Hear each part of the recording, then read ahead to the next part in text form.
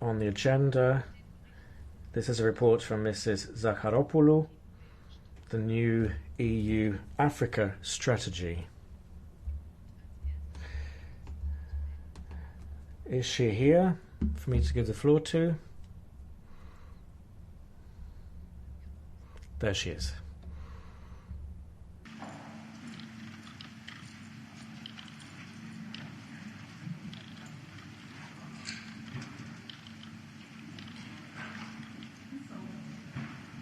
Als erstes darf ich. So, I will give the floor to the rapporteur, first of all, Mrs. Zacharopoulou.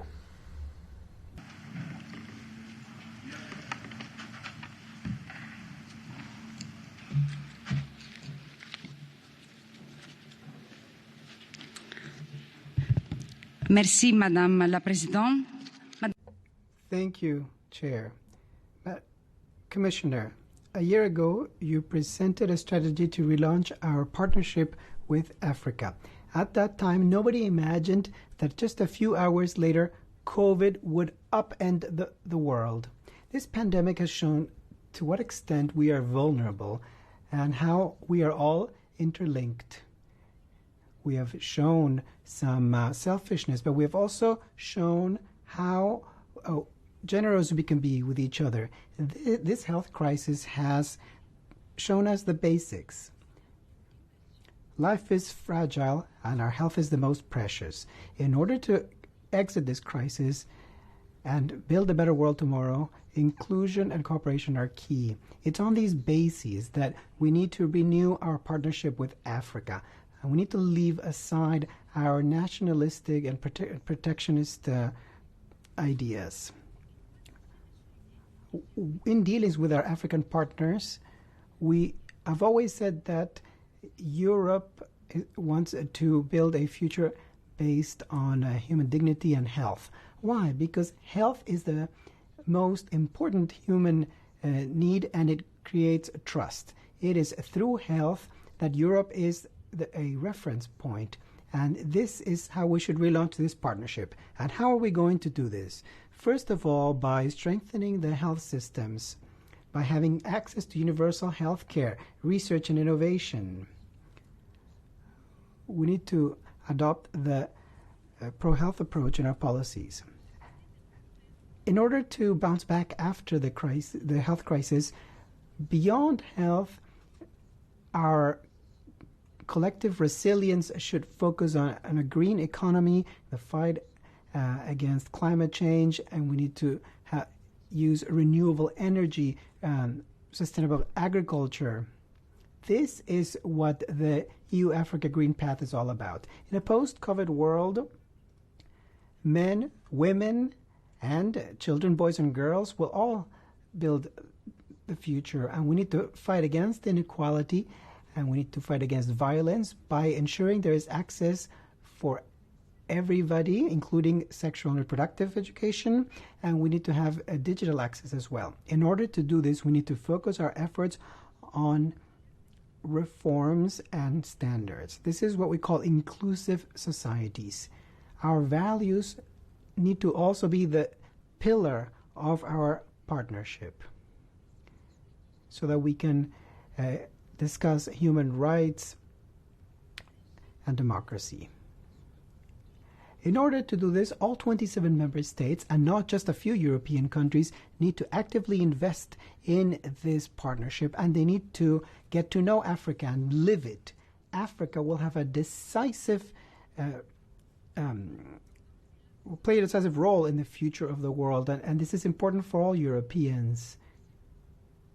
This is the neighborhood partnership that this Parliament wants, based on human relationships. This is what we need to do, and this will be a beautiful example.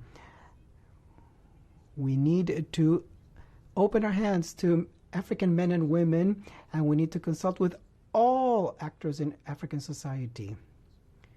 We need to discuss with all of you, all groups in this Parliament, to work hand in hand to achieve this ambitious goal, which will create a better world after COVID and will send a strong message both to Europeans and Africans.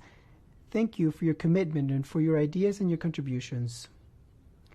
thank you for allowing me to play my role as rapporteur and to do what I felt was my mission, which is to bring together the European and African visions. This was made possible by the fantastic work of the EU's delegations in Africa, and I'd like to thank them very much. Dear colleagues, since the beginning of the pandemic, I have been very frank with our partners on the health problems, everything relating to masks, tests, and then equitable access to vaccines.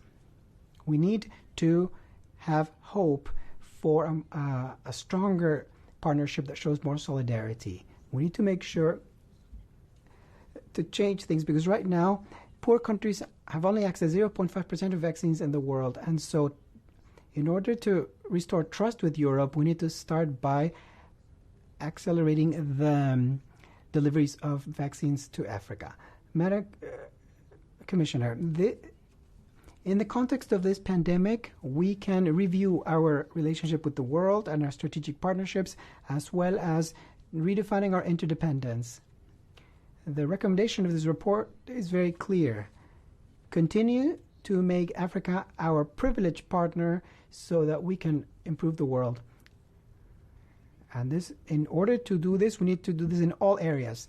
In the human area, in we need to look at culture, the economy, and we need to base this on human links and interpersonal relationships. When we create new financial instruments, it is up to you, Madam Commissioner, to focus on these proposals and to make them alive in Europe. And I promise I will be here by your side to achieve these ambitions. Dear colleagues, Madam Commissioner, let us be proud of the common destiny that links all of us, Africans and Europeans. Thank you very much. Merci beaucoup. Für den Ausschuss für Auswärtige For the Committee on Foreign Affairs from Warsaw, Ms. Fortiga. Traveling across Africa, I realized how much trust Africans placed in the EU. We have to face this challenge, remain strategically engaged with African people, with the continent, trying to improve dire situation, even exacerbated recently by COVID-19.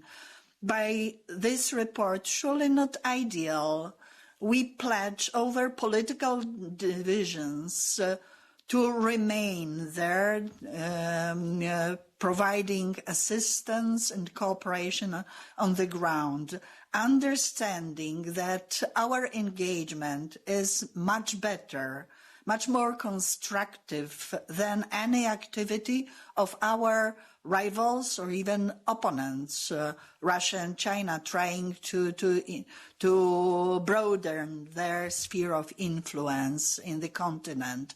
I would like to thank the rapporteur for taking so much of effort, remarks to the report. Thank you. Dankeschön für den Thank you. For the Committee on International Trade, Mr. Bullman. Frau Präsidentin! Madam Commissioner, colleagues, a partnership at eye level is what we wish to achieve in our relations between Africa and the EU. How can you achieve that eye-level partnership? Well, first of all, when the needs are greatest, partners need to be there for each other, which means that we now need a worldwide vaccination campaign as demanded. We need it now, straight away, in the next few months, not in a year or 2 years' time. I thank Commissioner Urpilainen because I know how committed she is to this, but we need to be quicker and more effective. the greatest poison in our society is growing inequalities. It's going to be worsened by Corona, and that's why the fight against inequalities has to be has to underpin our political initiatives. That's the key to achieving sustainability goals of the UN's 2030 agenda, and that's why we need to make whatever we do measurable. That's the key for the future for this Parliament, which will have an important role in measuring whether we really are helping our partners, if we are training girls and women who are going to be the future of their society. Thank you. Thank you. For the Commission now, Commissioner Urpilainen.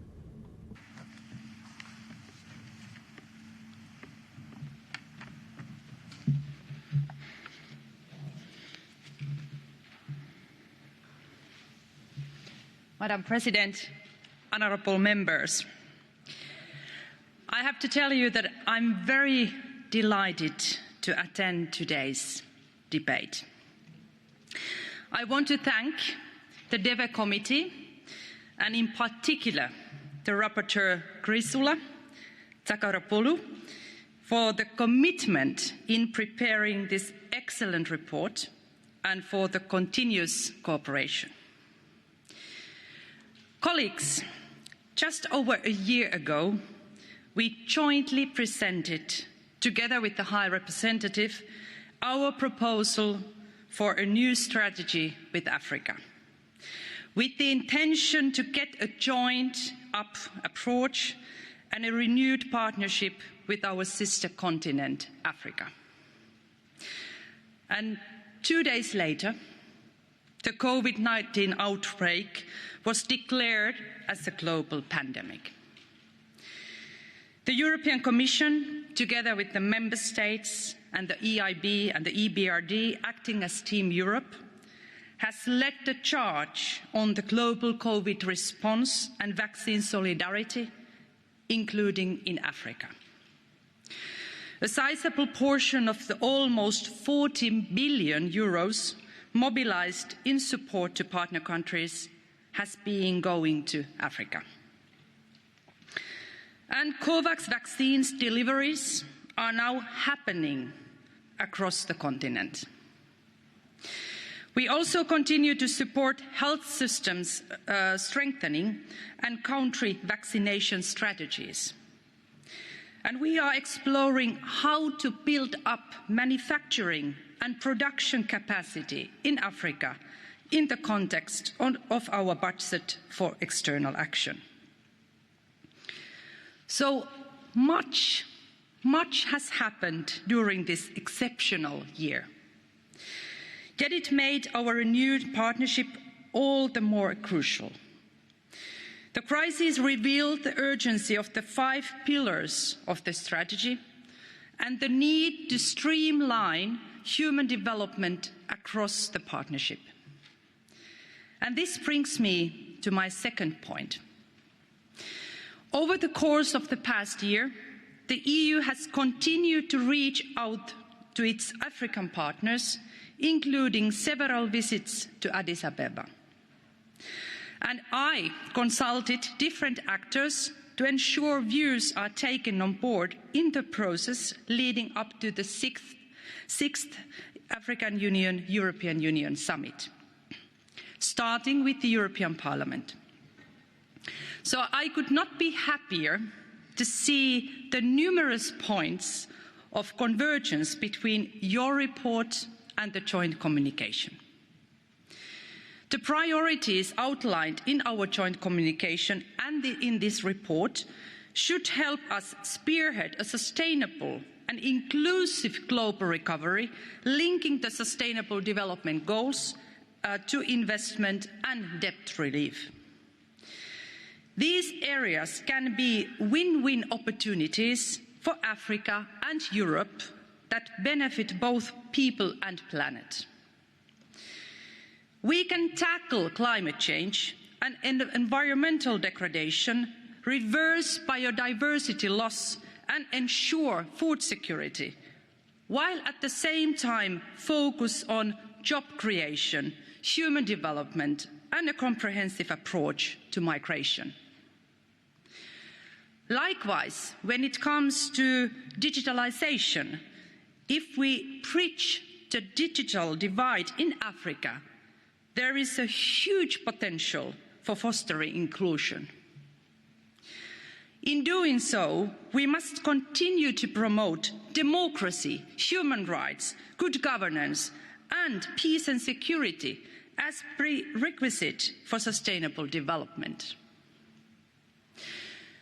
As my last point, let me praise your report's endorsement of our shared vision for supporting women and youth.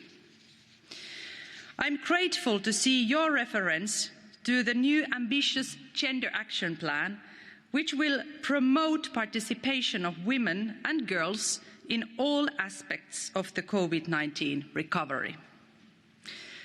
Likewise, answering the growing demand of Africa's young and dynamic workforce by investing in education, training and skills is critical in a post-pandemic world.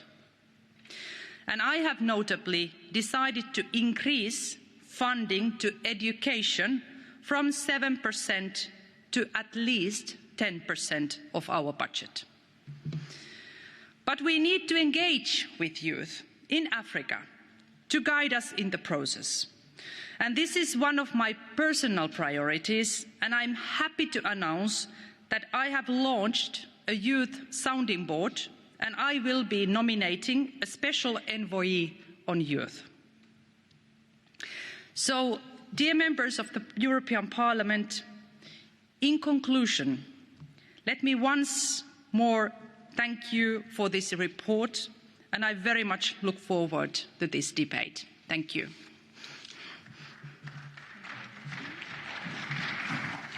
Thank you, Commissioner. Für den Ausschuss für Landwirtschaft. For the Committee on Agriculture, we have Mr. Bompard from Paris. Madame la Présidente, chers collègues.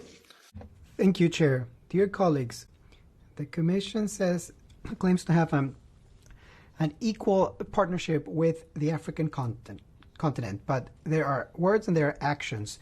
Does the EU treat Africa as an equal today? Does it do so when, through industrial fishing, it plunders the fishing resources of the continent, when it aids in ultra-intensive agriculture that leads to exports that turn Africans into dependent on these exports? Europeans extract cocoa, palm oil, and exotic wood. We are also part of inhuman treatment in mines so we can get cobalt and rare earth metals. Does Europe treat Africa as an equal when we continue to plunder and destroy the natural habitat that also affects native peoples? Yes, we need to have an equal partnership between Europe and Africa.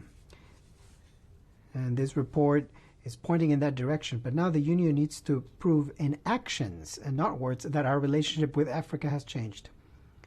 We can make a first show of this by sharing vaccine patents with our African brethren. What are you waiting for supporting this proposal from South Africa at the WHO? And now for the Committee on Civil Liberties, Mr. Lopez Aguilar. Gracias, señora presidenta. Thank you, Madam. If the EU really wants to be a global player, it needs to look first towards Africa. It's a closest neighbour, a gigantic neighbour, starting with its demographics. It's doubled its population and will continue to double it again in the next 30 years. So we need to be first in providing that assistance. Our committee has provided a resolution, first of all, rights and protection of the opposition facing persecution, fight against violence, gender violence, sexual violence, exploitation of minors, governance, security, peace, health, fight against the pandemic, and migration, of course, because we need to encourage people to use safe legal channels, humanitarian corridors, discouraging illegal trafficking, and combat the loss of lives at sea. This route that goes from Africa towards the Canary Islands and is a great tragedy. My condolences to the family that lost lives in Canaries. This is on the conscience of all Europeans. Nun